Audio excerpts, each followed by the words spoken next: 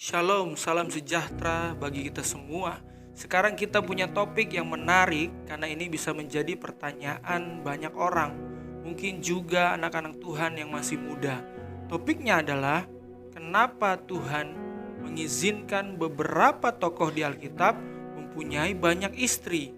Seperti contoh yang paling terkenal adalah Salomo yang punya 700 istri dan 300 gundik yang totalnya menjadi 1000 wanita. Apa yang dikatakan Alkitab tentang poligami? Mari kita lihat bersama-sama menurut firman Tuhan. Yeah, Holy Spirit come into my life. Won't you wrap me up inside your light? Whoa, I know everything's gonna. Masih banyak budaya seperti beberapa suku di Afrika dan juga agama seperti Mormon dan pecahannya FLDS yang dibuat oleh Warren Jeffs atau agama Islam yang sampai sekarang masih mengizinkan seseorang pria menikahi lebih dari satu istri karena mereka mengikuti ajaran agamanya masing-masing. Tapi apa yang dikatakan firman Tuhan dalam pandangan kekristenan? Boleh gak sih bro kawin lagi? Seperti lagu Ahmad Dhani, senangnya dalam hati kalau beristri 2, 3, 4, 5, 6 dan seterusnya. Jadi begini, jika kita baca Alkitab, tidak ada ayat yang secara khusus mengatakan bahwa poligami itu salah.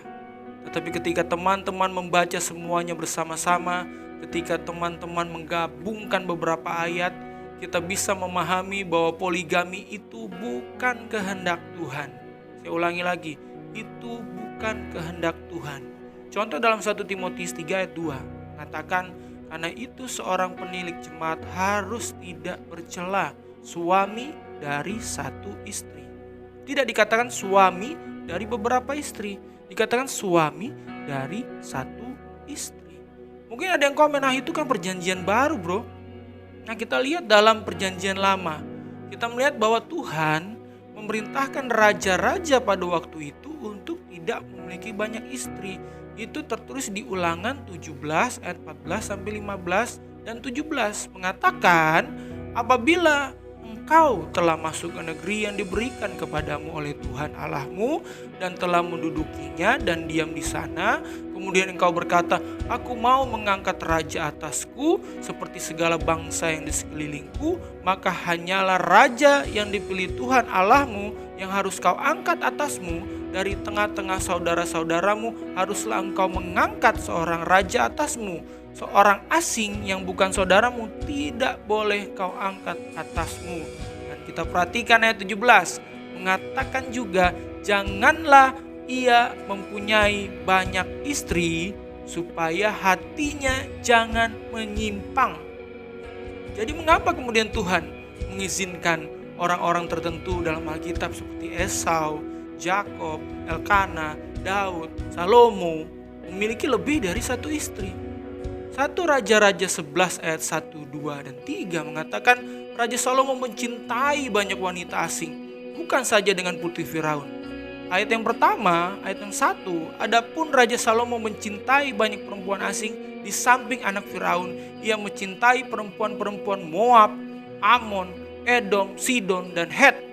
Padahal kamu tidak boleh bergaul dan menikah dengan mereka, karena sesungguhnya mereka akan memalingkan hatimu dengan menurut tuhan-tuhan mereka. Dan kemudian tentu saja ketika kita membaca seluruh kisah Salomo, teman-teman bisa melihat bahwa itulah yang terjadi. Wanita-wanita itu menjauhkannya dari Tuhan. Salomo berpegang teguh pada cinta kepada istri-istrinya. Dia memiliki 700 istri yang merupakan putri-putri bangsawan dan 300 selir, dan istri-istrinya semuanya berpaling dari Tuhan. Sekarang ada pelajaran besar bagi kita semua. Kita belajar di sini mengapa Tuhan mengizinkan Salomo memiliki 700 istri dan 300 selir, dan juga beberapa tokoh dalam Alkitab bisa mempunyai lebih dari satu istri. Jadi begini bro, sekarang bila Tuhan mengizinkan sesuatu, bukan berarti Tuhan menyetujuinya. Ulangi, bila Tuhan mengizinkan sesuatu, bukan berarti Tuhan menyetujuinya. Kita melakukan banyak dosa yang tidak Tuhan setujui, tetapi Tuhan mengizinkan kita melakukannya karena Tuhan memberi kita kehendak bebas. Atau yang sering kita katakan free will. untuk memilih dengan bebas. Jadi kita membuat keputusan kita sendiri. Maka Salomo pun membuat keputusannya sendiri. Dia tahu itu salah, tapi dia tetap melakukannya. Dan akibat dari dosanya membuat hatinya berbalik melawan Tuhan. 1 Raja-Raja 11 ayat 3 mengatakan Salomo lebih memilih istrinya daripada Tuhan, sehingga kita perlu memahami Tuhan memberi kita free will, kehendak bebas, sehingga terkadang dia mengizinkan hal-hal tertentu, hal-hal yang kita ingin lakukan dari sifat kedagingan kita, karena kehendak bebas itu. Karena jika tidak, misalnya Tuhan yang mengendalikan semuanya, Tuhan tidak akan menjadi Tuhan yang penuh dengan kasih setia. Karena kita diciptakan bukan seperti robot yang sudah diprogram dan dikendalikan. Itulah sebabnya dalam Amsal 16 ayat 9 mengatakan, hati manusia memikir-mikirkan jalannya, tetapi Tuhanlah yang menentukan arah langkahnya. Jadi kita bebas memilih karena kita diberikan akal pikiran oleh Tuhan. Jadi Alkitab penuh dengan hal-hal yang Tuhan izinkan terjadi. Bahkan jika itu bukan kehendaknya, mengapa? Anda perlu memahami ada perbedaan besar antara kehendak Tuhan yang permisif, yaitu membolehkan sesuatu, dan kehendaknya yang sempurna, yang sudah direncanakan. Dari awal kitab suci kita dengan jelas melihat bahwa kita manusia selalu menjadi rencana Tuhan yang utama.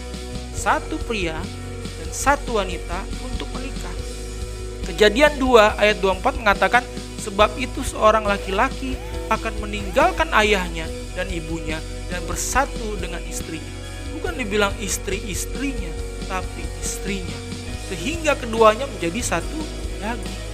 Alkitab selalu menyebut satu istri, tidak banyak istri. Atau lebih dari satu istri, hanya satu istri. 1 Timotius 3 ayat 2, karena itu penilik jemaat haruslah seorang yang tak bercacat, suami dari satu istri, cuma satu istri. 1 Timotius 3 ayat 12, diaken haruslah suami dari satu istri dan mengurus anak-anak dan keluarganya dengan baik. Itu 1 ayat 6 dikatakan lagi, yakni orang-orang yang tak bercacat yang mempunyai hanya satu istri. Tetapi salah satu masalah terbesar bagi manusia saat ini, mungkin juga bagi sebagian orang percaya, terkadang kita masih lebih memegang tradisi. Itulah yang terjadi terhadap sekte Mormon, FLDS, yang mereka memegang tradisi buatan mereka sendiri daripada firman Tuhan. Mana yang paling penting bagi teman-teman?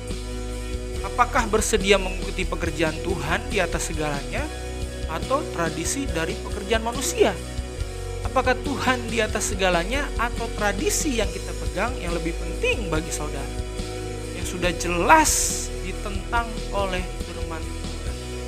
Contohnya Markus 7 ayat 5-8. Karena itu orang-orang Farisi dan ahli Taurat itu bertanya kepadanya, mengapa murid-muridmu tidak hidup menurut adat istiadat nenek moyang kita, tetapi makan dengan tangan najis? Markus 7 ayat 6 jawabnya kepada mereka, benarlah nubuat Yesaya tentang kamu, hai orang-orang munafik, sebab ada tertulis, bangsa ini memuliakan aku dengan bibirnya, padahal hatinya jauh daripadaku. Markus 7 ayat 7 juga dikatakan, percuma mereka beribadah kepadaku, sedangkan ajaran yang mereka ajarkan ialah perintah manusia. Markus 7 ayat 8 kembali dikatakan, perintah Allah kamu abaikan untuk berpegang pada adat istiadat manusia.